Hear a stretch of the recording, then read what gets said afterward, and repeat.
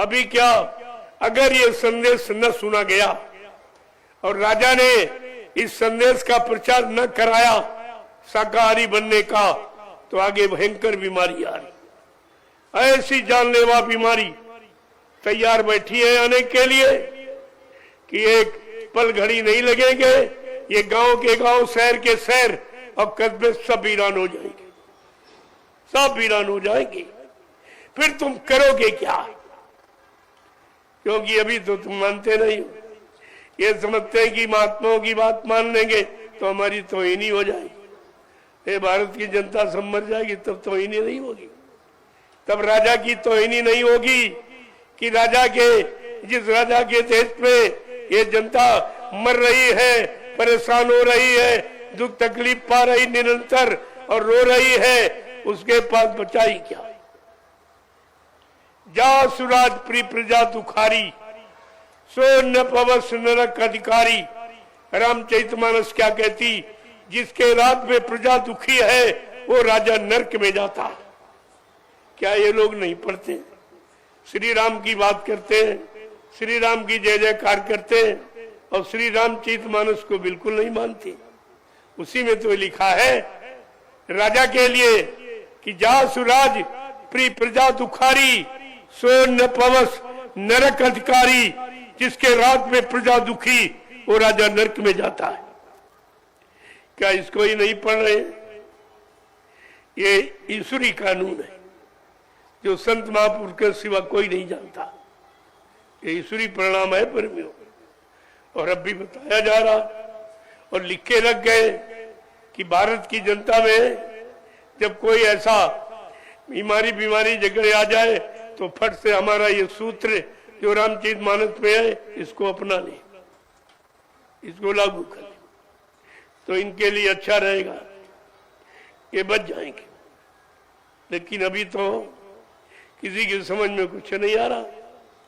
वो श्री राम को केवल वोट में प्रयोग किया जा रहा, कुर्सी में प्रयोग किया जा रहा, नीति में, चरित्र में, अच्छे खान पान में यानी नहीं प्रयोग किया जा रहा।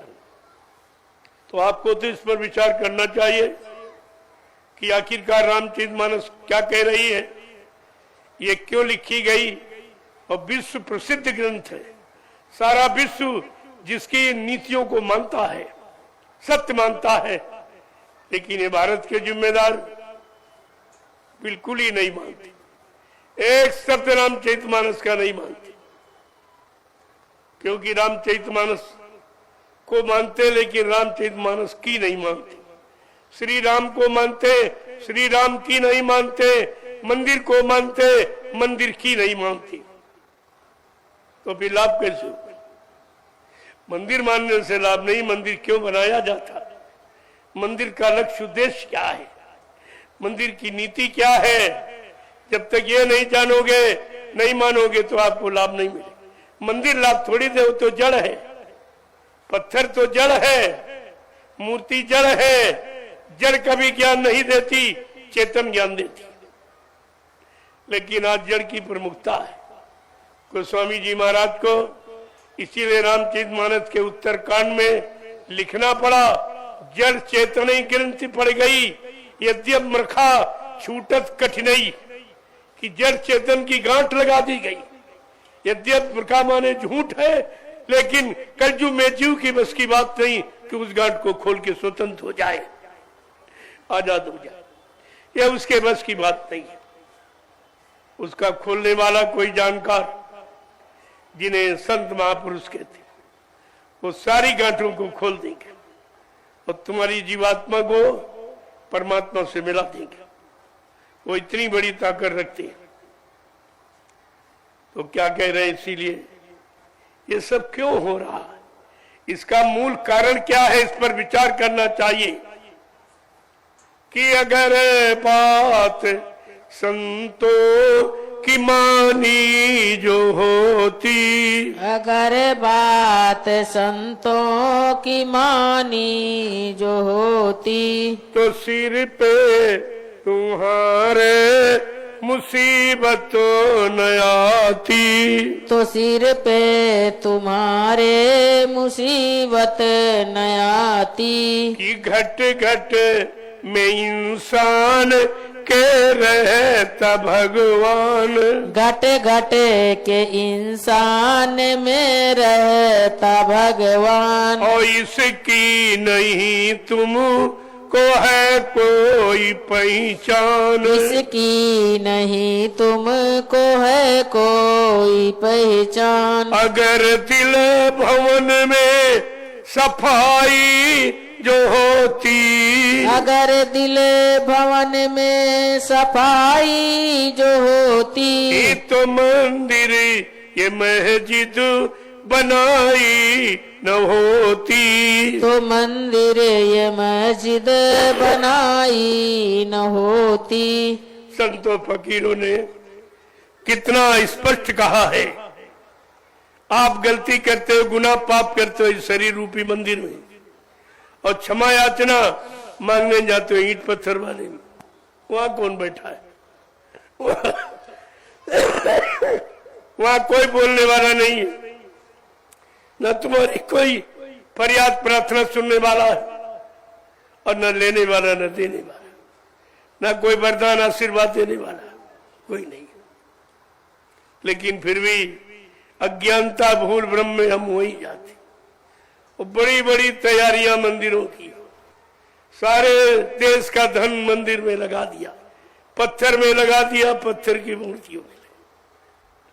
अरे जीवित वाले अन्न नहीं पा रहे, रोजी रोटी नहीं पा रहे, नंगे रहते कपड़े नहीं पा रहे, रहने के लिए झोपड़ी मकान नहीं है, लेकिन सब व्यवस्था मंदिर की जा रही। इस मनुष्य रूपी मंदिर की नहीं, वो पत्थर वाले मंदिर, उसी पर अरबों खरबों रुपया खरा। इतने में लगभग 10-20 जिलों को रोजी रोटी मिल जाती, सब जीवों को काम मिल जाता, लेकिन उसकी तरफ ध्यान नहीं है। जड़ की तरफ ध्यान है, चेतन की तरफ ध्यान नहीं। आज कलयुग में जड़ पूजा प्रधान हो गई, क्योंकि काल को जड़ में फंसाने का अच्छा साधन मिला। अगर ये साधन न हो तो काल किसी को फंसा नहीं सकता। 3 में फंसाया काल ने आपको, कागज, पत्थर और पानी। आप 3 ही में फंसे हो, और तीनों जड़ है। तीनों तुम्हारा मुक्ति दिलाने वाले नहीं, तीनों कोई पाप कर्म की माफी दिलाने वाले नहीं, और तीनों परमात्मा की प्राप्ति कराने वाली नहीं। फिर आप जाते किस लिए हो? जब कोई काम नहीं हो रहा, और पहले भी नहीं हुआ, पूजा लगातार 3-3 युगों से कर रहे हो, और मजदूरी 1 पैसा भी नहीं पा रहे हो, खर्च कर रहे हो, बदले में मिल कुछ नहीं रहा। आप कोई काम करते हो लाभ पाने के उद्देश्य से करते हो।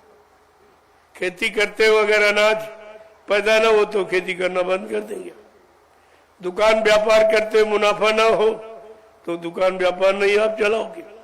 नौकरी करते हो, मजदूरी और तनख्वाह न मिले तो आप नौकरी करोगे। लेकिन ये जो कर रहे हो पूजा पाठ, इससे मिला क्या आपको? इतने यहाँ लाखों लोग बैठे हो और सबने पूजा पाठ की और कर रहे हो, लेकिन आज तक कुछ मिला आपको? और जिसकी पूजा की वो भी नहीं मिला, न कोई देवी, न कोई देवता, न भगवान, न खुदा, न घाट, कोई नहीं मिला। फिर आप करते किस लिए? अरे हर काम यानी लाभ पाने के लिए किया जाता कि हानि पाने के लिए? गोस्वामी महाराज ने रामचरितमानस में लिख के बताया कि हित अनहित पशु पक्षी जाना, मानव तन गुण ज्ञान निधाना। कि हित अनहित पशु पक्षी भी जानता है। अरे मानो तू तो ज्ञानी है, तू अपने हित अनित को नहीं समझ पाया कि कहां से मेरा हित है, कहां से मेरा हित है, कुछ भी नहीं जान पाए। और राजा रैयत सब बेचारे उसी में फंस गए, दोनों फंसे। तभी महापुरुषों ने कहा जथा राजा तथा प्रजा, धर्मी राजा धर्मी प्रजा। अगर राजा धार्मिक होगा तो धर्म का प्रचार कराएगा, मानवता इंसानियत का प्रचार कराएगा, यानी मतलब सब तरह से। लेकिन यहां तो कुछ नहीं हो रहा, कुछ नहीं हो रहा। आप बड़े बड़े राजाओं का इतिहास, सम्राटों का इतिहास, बादशाहों का इतिहास, ये सबका लिखा हुआ है। अब कलयुग में गुरुओं का, संतों का इतिहास, ये सब आपके सामने पड़ा है। लेकिन समझ में कुछ नहीं, करनी में कुछ नहीं है। जब तक कोई चीज करनी में उतर के नहीं आएगी, तब तक तो लाभ आपको मिलने वाला है नहीं।